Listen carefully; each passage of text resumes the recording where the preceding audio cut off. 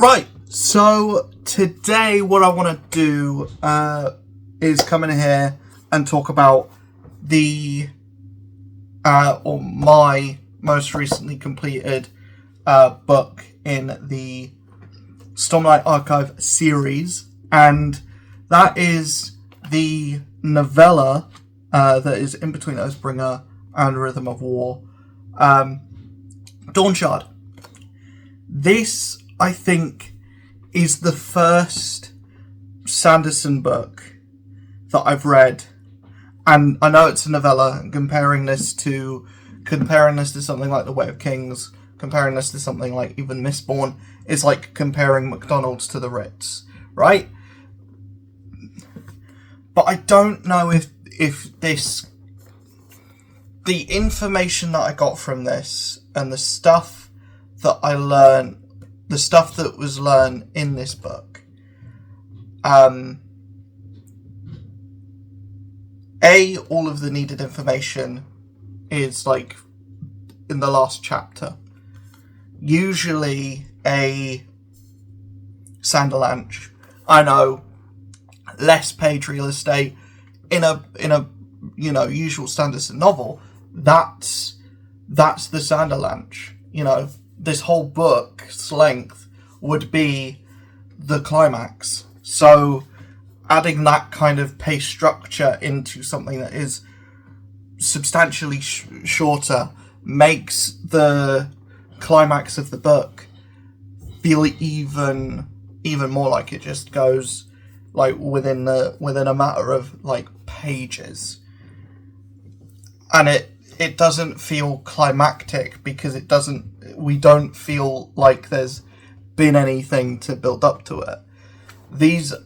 The antagonists of this book are characters that we haven't had any exposure to in the Stormlight Archive.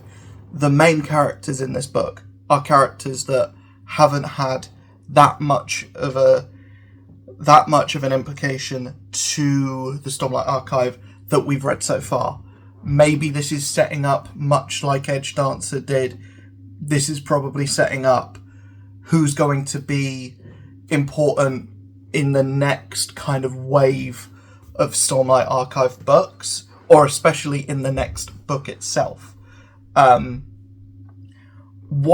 I'm saying is that this, as a 200-page novella, in my opinion, I don't think it hits as high as... I'm going to compare it to Edgedancer. I don't think it hits as high as Edgedancer. And that may be... This has more characters in it. It has more POV characters in it. And trying to condense that down into 245 pages is a task in and of itself. I didn't completely hate this book. I still think my opinion on this book is overall positive, and it's not bad. It's not bad time. I don't regret paying for this. I don't regret buying this. I don't regret reading this. And I feel like once we get into Words of Radiance, once we get into Rhythm of War, I feel like the stuff that's in this is going to pay off in that. And this is going to be important leading into that. However, what I've heard is the next two books in the Stormlight Archive are the weakest, or are weaker than the first three. Whether that is the case or not, I'll need to read those books to find out. However, I feel like this, comparing it to something like Edgedancer, which was way more focused and was pretty much just the hero and the villain going against each other, this is so much like... There's so much of this book that goes by before any kind of antagonist is revealed. And then when they are revealed, it's a bit of a disappointing thing. I do like the way that this like climax is resolved, but it just feels like it goes by way too quickly. and it feels like it goes by way too easily as well. And maybe that is just a curse of having much less room to work with.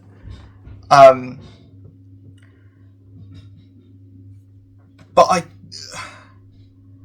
I don't think this is bad. And going into what the book is actually about, it follows a character called Risen, who has had, who's appeared sporadically in interludes in the previous two Stormlight books, and this book is her taking centre stage. She is a paraplegic merchant who has just been given essentially the keys to the most elaborate, the most sought after trading ship that we know of in the essentially in the world, in the whole of Roshar. And she's been tasked by so now there's two queens.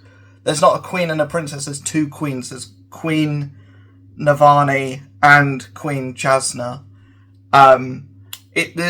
That's kind of confusing me a little bit, but she's tasked by Navani to go to this island and basically figure out what's up, and while she's there, open the Oath Gate that's there. So she needs a Radiant to go with her. Who's the Radiant that goes with her? Lopen, who has been the most annoying character thus far. And this book, I will say this, I will give it credit for this. This book makes me care about Lopen as a character a lot more than other books have done in the past. I feel like Lopen is this book's lift. I feel like Lopen is this book's lift. He gets not necessarily character progression. He does eventually get his shard blade, and as like most things that Lopen does, it's in a very unspectacular fashion, and it's left for the epilogue. However, he does do some cool things in the book, and it is fun to see these two characters interact, Lopen and Risen, because they're both disabled. I think it is smart that these two characters were paired together, because Lopen used to be an amputee. He did only have one arm, and Risen doesn't have the use of her legs anymore, so she's wheelchair bound. So they both kind of have this kind of mutual respect for each other, and very little of the book is actually centered around that, but there is little bits, and I feel like that's the best parts of the book. The best parts of the book are the parts that are showing that Lopen is more than just a comic relief character. There is still that in there, but the lesson that he learns and how he gets his third ideal is interesting, and it is a nice subversion of what we've seen previously and with other characters. However, I do feel like I feel like a lot of this book is just very quick. From when we discover who the antagonist is to the characters in the book discovering who it is a very quick turnaround. But the reveals at the end and where this book kind of could take the Stormlight archive going forward and where we're left for Rhythm of War is interesting. I won't say, otherwise. It's just this book for me felt like it was just spinning its heels until the end and then it's done. Which is, kind of how a Sanderson book is. But this one is where I felt it. Maybe because I finished it in a week and, I got it... probably because I got it done fairly quickly. And because of the overall size of it. But I still enjoyed the characters in it. I like the conversations. It's just the overall story of what's going on I didn't engage with as much as I wanted to, and as much as I felt like I would. And the stuff that I felt really interesting and the stuff that I felt like could be really interesting isn't the stuff that's pushed to the forefront. But yeah, overall, Dawnshard is fine. It's a fine novella, which kind of relies on kind of relies on Rhythm of War to determine whether this is necessary reading or not. So this is one of those ones where when I come back to rank all of the books, which is going to be even longer now, because the next book that I'm doing is not Rhythm of War. The next book that I'll be doing is The Ascendants by YouTube's own Jazza Brooks. Very much looking forward to reading that one. But yeah, I'm going to take a little bit of a break from Stormlight Archive just because the books are so long and it's such a... I'm really enjoying the series, don't mind, but I feel like after Oathbringer and after this, it feels like a good place to hit pause on that series and to move on onto something else just for a little bit. I'm not necessarily saying I'm going to DNF Stormlight Archive. No way. I've spent money on the books. I'm going to read them. But it's just... I want to take a little break just because those books are kind of leading me to a little bit of a burnout. Especially just by having such big tomes there. So I think I'm going to take a break. I'm going to read everything else that I have that's not Brandon Sanderson. So we've got The Ascendants, which will be the next book, just to give a little roadmap of probably the books that will lead me into the end of the year, probably into January and maybe February. We have The Ascendants. Then we've got the Bloodsworn Saga trilogy, which will be a trilogy by the end of the year because was it Fury of the Gods comes out in the same... It's already out in hardback, but in paperback it comes out next month. So, and I just want to get all three. I just want to get the whole trilogy in the same kind of cover style, at the same size, because Stormlight, I've got a book there that's a different height to the rest of the series, and also is double the price. The Witcher, I've got one of those books that is a different cover. So I just want to I want my OCD to not be interrupted too much more with the books that I've been picking up, or the books that I am picking up. But that's it. We're putting a pause on Stormlight. So after the Bloodsworn Saga, we're then going to move on to Eisenhorn. I have the whole omnibus for that. The big 900-page omnibus for that. So I'm going to talk about the whole trilogy plus the book that's kind of a sequel book that's in there as well. We have a lot of stuff to cover. over the next like few months. Meanwhile, interspersed with that, there's some comic book stuff coming out as well. I don't know necessarily if there's anything that's going to be big enough for me to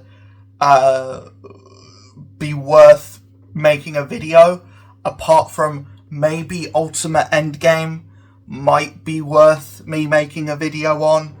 I kind of want to just come in here and gush about how good Superman's been. I might do that once it reaches issue 30. I'll just come in here and gush about how good this Joshua Williamson run on Superman has been. The same as when Suspiria comes off The Flash. Might just do a little Flash check-in and say, this book is really good now that the Suspiria run is done and we're keeping the same numbering, but Mark Waid's coming back to the book. I'll just basically recommend that people go out and get the trades of the Suspiria run, because or the Suspiria section of that book, because it is so good. It's so good. And then obviously there's like a Punisher miniseries that's just started. The Mortal Thor just started. And that's Al Ewing, so it's going to be interesting to see if it's any better than the Immortal Thor, which I thought was just a bit boring. But yeah, there's a lot of stuff to make content on, so the channel will not be dry at all. And then obviously there's the Twitch side. Sonic Crossworlds comes out next week, so I will be jumping onto that. I'll be making tons of content on that. And yeah, we'll just see how it goes. It should be a really fun time for the channel going forward. I'll see you guys in the next one. Hopefully you enjoyed. Hit that like button, hit that subscribe button, hit that notification bell, all that lovely good stuff. Check out the links in the description to my Twitch, my Instagram. I think that's it. I don't have a Twitter anymore because Twitter sucks. I will see you guys in the next video. Hopefully you enjoyed. Peace.